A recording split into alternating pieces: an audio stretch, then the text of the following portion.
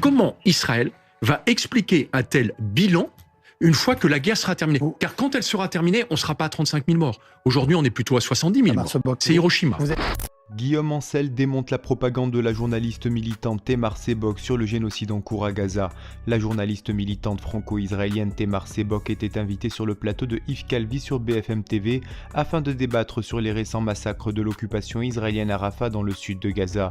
Selon la lobbyiste pro-israélienne, l'armée d'occupation n'a aucunement ciblé des civils palestiniens lors de son raid aérien meurtrier à Rafah, dont le bilan fait état de 45 morts, majoritairement des femmes et des enfants. Des mensonges inacceptables selon le lieutenant-colonel Guillaume Ancel, qui ne va pas mâcher ses mots pour démonter la propagande israélienne de la journaliste militante Tamar Sebok. Parce qu'elle n'est pas crédible, Tamar. Non, je suis pas l'armée d'accord. israélienne dit que c'est pas elle qui a qu'elle a bombardé le camp, mais que c'est pas elle qui a déclenché les 45 morts.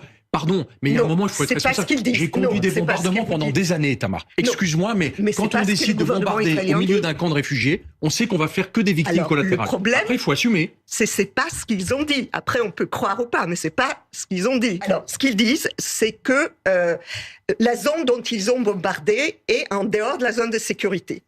Alors, il y a un camp à 200 mètres de là, qui est encore en dehors de la zone de sécurité. Ils ont de bombes qui ont la précision de 2 mètres. Ils ont déjà fait des frappes comme ça. Ça n'existe pas. Ils ont déjà fait des frappes comme ça à côté de l'armée israélienne. Ce qui s'est passé, ils disent l'une de deux choses. Soit il y a eu un morceau d'obus qui a enflammé un réservoir d'essence, soit il y a eu un cache d'armes au-dessus de là où était le commandant. On peut y croire ou pas. Moi, je crois que dans la situation actuelle, ils ne peuvent pas se permettre de le faire exprès. Il n'aurait pas dû faire ces bombardements, on est bien d'accord, mais exprès, ça ne l'était pas. La Cour internationale de justice ordonne à Israël de stopper cette offensive. Pourquoi? Parce qu'il y a plus d'1 million de déplacés qui sont là. Cette offensive va être un massacre. Or, depuis 7 mois, on assiste juste à une succession de massacres sur la bande de Gaza.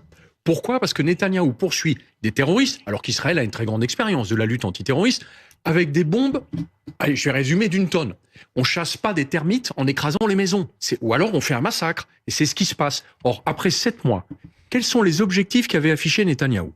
1. De détruire militairement le Hamas. Le Hamas, dimanche, tire une salve de roquettes contre Tel Aviv pour bien montrer, alors là, si vous croyez en avoir fini avec nous, vous pouvez toujours courir. Le deuxième objectif était de libérer les otages. La seule fois où on a une libération d'otages, c'est quand il y a eu un cessez-le-feu. Ce qui veut dire que Netanyahou est dans une espèce de course en avant, et alors qu'on s'attendait tous, notamment avec le drame encore avant-hier, d'un camp de déplacés qui fait l'objet d'un bombardement et il y a encore 45 morts, on se dit tous, il va quand même peut-être freiner un petit peu, il réalise qu'il ne peut pas aller plus loin. Mais pas du tout. Vous savez qu'aujourd'hui, les chars israéliens sont rentrés dans Rafah. Il ne devait pas y avoir d'offensive terrestre contre Rafah, mais Netanyahou l'a conduit, quoi qu'il se passe par ailleurs. Et donc, oui, aujourd'hui, je pense que tous les pays européens et tous les pays qui souhaitent la paix au Proche-Orient sont désespérés parce que Netanyahou est devenu totalement autiste à tout ce qui se passe chez lui, y compris de sa propre société, qui commence à réaliser qu'il l'emmène directement vers une catastrophe.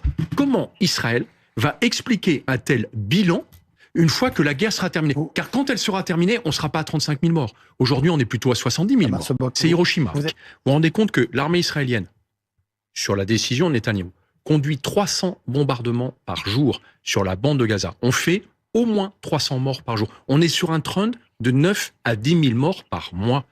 Combien de temps ça peut encore continuer? On pense qu'il y a entre 80 et 90% de victimes collatérales à cause de ces bombardements. Comment est-ce que les Israéliens vont pouvoir justifier de tels dégâts, tout ça pour avoir tué quoi? 8 à 10 000 miliciens du Hamas, et que le Hamas perdure, dont le chef de toute façon est au Qatar. Donc il ne craint absolument rien. Le chef du bureau, du bureau politique. Mais donc ça veut dire que la stratégie de Netanyahou est une impasse totale. Et par contre, quand les Israéliens vont voir la note, la facture, comment est-ce qu'ils expliqueront au monde entier qu'ils ont pu commettre un massacre en riposte à l'attaque terroriste du 7 octobre? C'est totalement disproportionné. Comment en Israël? Et vous, que pensez-vous de l'intervention du lieutenant-colonel Guillaume Ancel face à la journaliste militante israélienne Tamar Sebok? Donnez-nous votre avis en commentaire. En attendant, rejoignez-nous, soutenez l'information Break News.